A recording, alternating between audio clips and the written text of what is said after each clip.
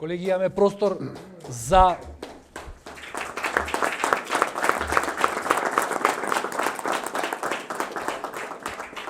Имаме 15 минути за новинарски прашања, 3 од оваа страна, Милка, Трпеновски и Јарсова, тројца спремете се таму. Моето прашање е кога договореното компромисно име Република Северна Македонија ќе се користи и во внатрешните релации во рамките на нашата земја?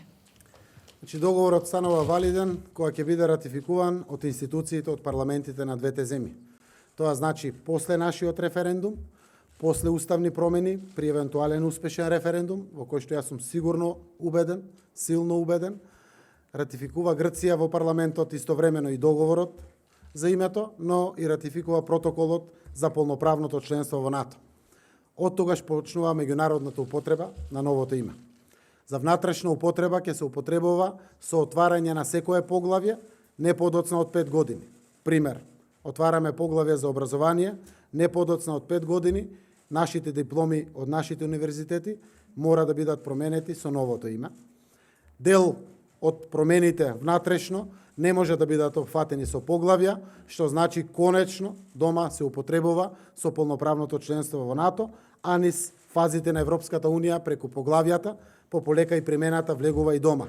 Тоа гарантира еден взаемен, координиран однос и Грција да биде мотивирана, и другите партнери да бидат мотивирани, Македонија побрзо да совладува поглавја, да оди напред, да ги подобрува условите дома, за и побрзо да стане членка на Европската Унија. Взаемно е мотивацијата, впрочем и договорот во насловот го има и делот на стратешко партнерство помеѓу двете земји. Кога е планирано подпишувањето на договорот? Кога се планирани уставните измени и како доколку не добиете поддршка и која според вас одстапката која Грција направи во овие преговори? Еве вака, значи процесите следуваат. Јас денеска веќе го информирав шефот на опозицијата, тој утре не е тука, но во четврток веќе ќе можеме да го доставиме договорот до него. И јас и министерот Димитров побаравме утре средба со претседателот на државата да информираме. Планот е во четврток на влада да донесеме одлука за овој договор и согласно тоа викендот се надеваме дека ќе можеме да организираме средба. Беше најавено дека ќе биде тоа преспа, се уште не е утврдено, штом ќе утврдиме, ние веднаш тоа ќе го соопштиме, но веројатно петок, сабота, недела, понеделник, овие денови некаде планираме тоа да го завршиме. Секако референдумот е планиран есента. При успешен референдум, тоа значи давање поддршка од страна на граѓаните, она што е најважно, она што го ветивме. Очекуваме уставните измени да се случат, а согласно тоа, после уставните измени, да ратификува грчкиот парламент и договорот и протоколот за полноправното членство во НАТО. Грција го прифати македонскиот идентитет, го прифати македонскиот јазик. Тоа е голема работа за нас. Секако, фер шанса создадовме и разделивме хеленистичка Македонија од наша Македонија, но имаме прифатено македонски јазик, Macedonian language на сите јазици, имаме nationality Macedonian / citizens of North Macedonia или македонци кроз граѓани на Република Северна Македонија, заради тоа што ние сме во државата и македонци, и албанци, и турци, и роми, и власи, тоа е државјанството, тоа е граѓанството. Внатре комплетно е потврден идентитетот на нашата земја и го прифативме ние фактот дека од историскиот дел на таа историска Македонија ние сме северниот дел. И тоа е факт, и тоа е прецизирање на нашето име. Дали референдумот ќе биде консултативен или задолжителен? Ќе одлучиме веројатно во процесот што доаѓа пред нас. Уставот ги дава двете варијанти, но и да биде задолжителен, директно ќе значи задолжение за институциите на државата. Но и да биде консултативен, истовремено повторно ќе значи задолжение за институциите на државата. Верувам дека институциите заедно ќе одлучиме како тоа ќе биде, но во секој случај конечниот збор за овој договор ќе го кажат граѓаните, а после тоа соодветно и институциите на Македонија.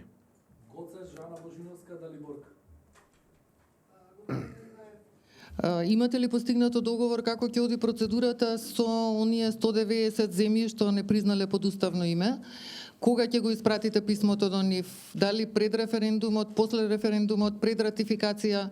Како е договорот околу ова прашање? Благодарам. Договорот ги прецизира сите детали за тој дел, кога договорот станува валиден, а тоа значи прифатен од двете страни, тогаш се информира дека постои договор, взаемно прифатлив за двете страни и се информираат сите 193 чи нам беа земји членки на Обединетите нации. Господине Заев, како стигнавте до решението Северна Македонија? Знаеме дека на масата имаше повеќе имиња, на крајот останаа Горна, Северна и Нова или Вардарска, ако не се лажам. Дали можеше да се организира некаква поширока консултација, вака доаѓа дека сами вие сте одлучиле да биде Северна, можеби на некого му се бендисува повеќе Горна или можеби има повеќе историски факти да биде Горна отколку да биде Северна? Како дојдовте до Северна? Првото прашање и второто, ако дозволите, околу опсегот, дали во внатрешна употреба ќе може да се користи придавката македонска, на пример за македонска опера и балет, Ману, македонска телевизија и слично? Благодарам. Еве вака, консултиравме сериозни експерти, луѓе познавачи, меѓународна пракса и слично. Постои насекаде во светот северни делови, северни земји и слично.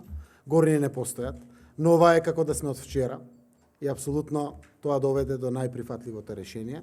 После опсежни консултации, како што реков, луѓе познавачи на вакви прашања. А второто прашање беше за секако. Сето тоа што произлегува од идентитетот, од јазикот, секаде се употребува македонски, македонско, македонска и така натаму. Сето тоа што е по линија на државните институции, службеноста и официјалноста, ќе биде согласно новото име Република Северна Македонија. Тоа значи дека со прифаќањето и на уставните измени, ако течат процесите во тој правец во кој што јас посакувам и оваа влада посакува, тоа значи со промените на уставот и конечното ратификување на договорот во Грција, тоа станува вековно и трајно и историско, тогаш значи дека ова влада ќе биде влада на Република Северна Македонија. Здравство ќе биде Министерство за здравство на Република Македонија. Но ќе зборуваме за македонското здравство, ќе зборуваме за македонската влада, ќе целосно идентитетски тоа е поврзано комплетно. Верувам дека добивме историски договор. Дали имате план Б во случај грците да не успеат да го ратификуваат договорот и да не успее референдумот, и исто така и за кодовите ме интересира дали има договор? Да, кодовите во интернет и секаква употреба остануваат МК, МКД, само делот на табличките регистарски е НМК. Зошто? За да не провоцираме повеќе во Грција. Оти тоа беше една од провокациите. Сите кодови МК и МКД апсолутно се употребуваат во секаков вид на јасно дефинирана употреба на употребата на кодовите. Стола има прашање, колегата од Грција. Јас се надевам дека ќе нема план Б, но апсолутно сите знаеме. Една од страните ако не ратификува, договорот не важи. Една од страните ако не успее во своите обврски и чекори, тоа секако не важи. Ние побаравме од Грција кај нас да има референдум. Ние побаравме од Грција таму да нема референдум. Логично е да одиме прво со референдумот во Македонија и уставните промени, а после тоа соодветно Грција да го ратификува договорот. Затоа што на нас ни беше важно граѓаните да го кажат конечниот збор. Ако евентуално нема ратификација во грчкиот парламент, се враќа назад и ништо не важи. Но секако договорот е направен да успее, да го подржат граѓаните на двете земји, да градиме пријателство. Ние добиваме еден нов стратешки партнер кој што и такако ќе биде од полза и нов квалитатив во севкупниот живот на нашите граѓани. Околу референдумското прашање ќе биде па нешто што комплицирано како првиот референдум, дали сте размислувале за тоа? И кратко го разбирам, ја разбирам динамиката на процесот. Референдум, па уставни измени, па кон крајот на годината Грција да го ратификува во пакет со НАТО, меѓутоа ги антиципиравте ли ризиците, веќе влегува во предизборен период, па да не се засили таа националистичка реторика и како ризик тоа можно ли? Крупно е прашањето кај нас, крупно и во Грција. Мислам, се е достапно, гледаат граѓаните и од Македонија и од Грција, кои се резервите, какви се резервите, што се коментарите или слично. Јас верувам дека во Грција има мнозинство кое што ќе опстои. Знам дека првите избори се во месец мај, тоа се за Европскиот парламент, па на есен следуваат парламентарни избори, па после тука некаде плюс и локални избори.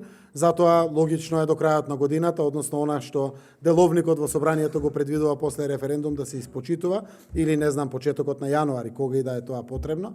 Се надевам дека можеме да стигнеме до крајот на 2018, затоа што многу е важно и од овие чекори кои ќе ги видите со внимание, кога ќе ратификува македонскиот парламент, на нас не е важно Грција веднаш да испрати писмото или пораката до НАТО и до Европскиот совет, заради тоа што го правиме секако и за пријателство со Грција и конечно решавање, но и за нашето полноправно членство во НАТО и добивање датум за преговори со Европската Унија. И веројатно јас очекувам прашањето да го формулираме согласно тоа зошто го правиме овој историски чекор. Да, и заради членството во НАТО и ЕУ и заради промената на уставното име на Република Македонија. Последните три прашања, колегата од Грција, Кристина и колегата.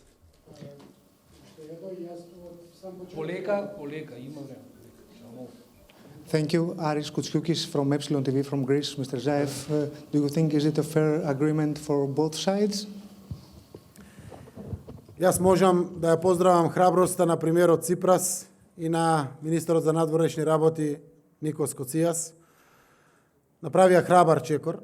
Знаат дека е тоа добро за граѓаните на Грција и за Грција. Знаат дека е добро да решат исто така прашање кое што било тежина во Грција и знаат дека отвара перспективи на големо пријателство. Јас знам дека добивме фер договор, јас знам дека направивме договор заснован на факти и аргументи и договор кој што ги штити интересите на двете страни, на двете земји и на двата народи кои што живеат во двете земји. Така да ова е добра основа за ова пријателство и за разговорите што го изградивме јас и Алексис или Никола и Никос, па дури нашите кабинети и работните групи кои што работеа, да го преточиме на нашите граѓани. И од Република Македонија и од Република Грција, за да можат да ги искористат благодетите од ваквиот договор. А тоа значи зголемена соработка од секој можен аспект, а најповеќе се надеваме економска соработка. Грчките колеги лиферуваат дека во тој договор има и одредба за македонското малцинство надвор од границите на нашата држава. Дали е тоа уредено во овој договор? Дали станува збор, дали има одредба и за македонското малцинство? И како држава понатаму ќе го третира нашето малцинство таму? Значи, начинот на промената што ќе се случи во членот 49 од Уставот е унифицирање на европската пракса во уставите како се води грижа за диаспората. И буквално на тој начин ќе го прецизираме делот на водењето на грижата за нашата диаспора, каде и да се наоѓа во светот, односно на еден начин доволно внимателен, доволно заштитнички за нашите каде и да се во светот, а при тоа да не иритира било кој од соседите. Метитова 21. Што го председателот на државата и опозицијата не го прифаќаат договорот? Како ќе се справувате со тоа? Јас верувам дека граѓаните се најсилни од сите нас. Ние нашите ставови веројатно ќе ги кажеме. Еве јас денес ќе ги потврдувам. Знам дека и шефот на опозицијата веројатно ќе ги каже своите ставови, и претседателот на државата ќе ги каже своите ставови. Но она што очекувам за вакви историски крупни работи, за она кое што ја гарантира нашата иднина, да остава шанса на успешен референдум, заради тоа што граѓаните прво треба да излезат на референдум и да биде успешен референдумот и слободно со сите податоци на изјаснети лидери во државата со своите позиции да го кажат својот став. И верувам, ако граѓаните гласат за да успее референдумот и конечно Македонија да ги отвори вратите на НАТО и Европската Унија, дека сите ние политичарите без разлика од власт опозиција, претседател на државата, претседател на парламентот, претседател на владата, може да се поклониме и тоа да го испочитуваме до крај.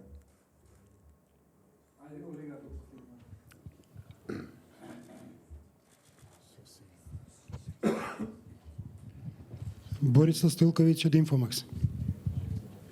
Прво, би сакал да ве прашам дали ова го правите, мислам ваквиот договор го правите како казна кон македонскиот народ, не македонските граѓани, македонскиот народ, на овој начин да договарате и дали само малце. Прочитајте. Да. Дали сте свесни дека вашето постапување го крши кривичниот закон, членовите 308, 315, 316 и 327? Институциите во државата носат одлука секогаш за се, а при тоа во овој наш случај граѓаните ќе ја донесат одлуката пред да донесат институциите во државата.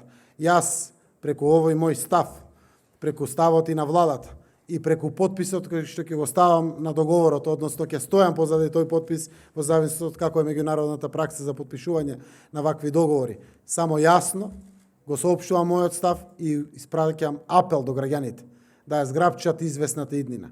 25 години заглавени во калта, доста беше.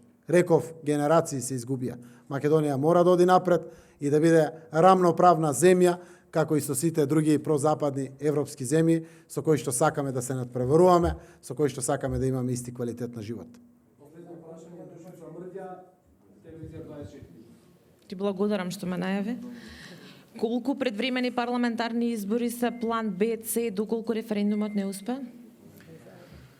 Може и заедно со референдум, може парламентарните избори да бидат заедно со претседателски, може да бидат и редовни. Јас го кажав ставот кој што е моje мислење, дури не сум консултирал, не знам, коалициони партнери во владата, поприлично стоиме нестојалишта согласно нашите состаноци и дискусии, дека треба да се истера целиот мандат, тоа е добро за економијата, дека тоа е добро за граѓаните и предвремените избори секогаш предизвикувале проблеми и кај граѓаните и кај економијата. Но секако тоа е до таму до каде што зависи од нас.